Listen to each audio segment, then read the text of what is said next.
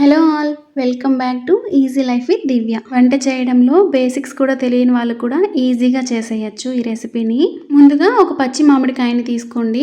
దానిని నీట్గా వాష్ చేసి పైన చెక్కునంతా తీసేయాలి.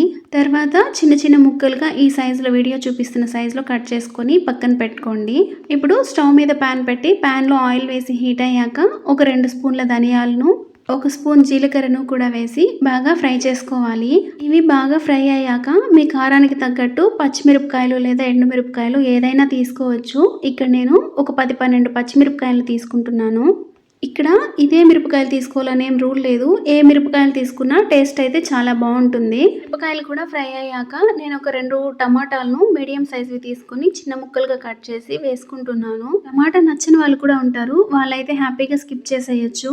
మనం వేసుకున్న ఇంగ్రీడియంట్స్ అన్నీ ఒక 60% ఫ్రై అయ్యాక ఇందులో పచ్చి మామిడికాయ ముక్కలు యాడ్ చేసుకోవాలి. ఈ మామిడికాయ ముక్కలు అనేవి ఎక్కువ మెత్తబడాల్సిన అవసరం లేదు. ఒక 30-40% మగ్గితే సరిపోతుంది. కొంతమంది పచ్చి మామిడికాయతో కూడా అలాగే ఏం ఫ్రై చేయకుండా కూడా పచ్చడి చేసుకుంటారు, అలా కూడా చాలా బాగుంటుంది.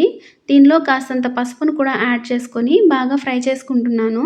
వంట రాకుండా బాధపడే వాళ్ళు పెద్ద పెద్ద వంటలు కొత్తవి ట్రై చేయాల్సిన అవసరం లేదు.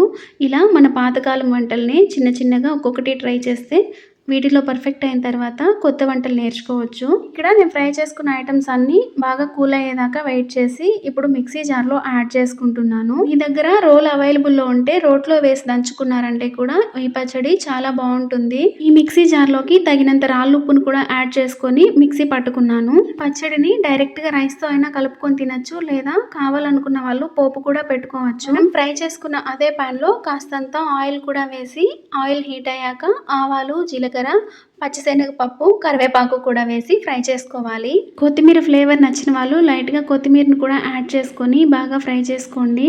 నేను ఒక ఎండుమిరపకాయని ముక్కలుగా కట్ చేసి ఈ పోపులో యాడ్ చేసుకుంటున్నాను. అవసరమైతే వేసుకోండి, లేదా స్కిప్ చేసేయచ్చు. ఇవన్నీ ఫ్రై అయిపోయాక స్టవ్ని ఆఫ్ చేసేసి మన దగ్గర ఉన్న ముందుగా ప్రిపేర్ చేసుకున్న పచ్చడిని కూడా యాడ్ చేసి బాగా కలుపుకోవాలి. వేడి రైస్తో ఈ పచ్చడి కలుపుకొని తింటే చాలా టేస్టీగా ఉంటుంది. పక్కన ఎలాంటి ఫ్రైలు కానీ కర్రీలు కానీ అవసరం లేదు. సమ్మర్లో ఎలాంటి ఫుడ్ తినాలి అనిపించడం లేదు అన్నప్పుడు ఇలాగ ఒకసారి పచ్చడి ట్రై చేసుకోండి. మన వీడియో నచ్చితే లైక్ చేయండి, షేర్ చేయండి. పచ్చడి రెసిపీ ట్రై చేసి ఎలా వచ్చిందో కమెంట్ సెక్షన్లో కమెంట్ చేయండి. ఇలాంటి ఈజీ రెసిపీస్ కోసం ఛానల్ని సబ్స్క్రైబ్ చేసుకోండి.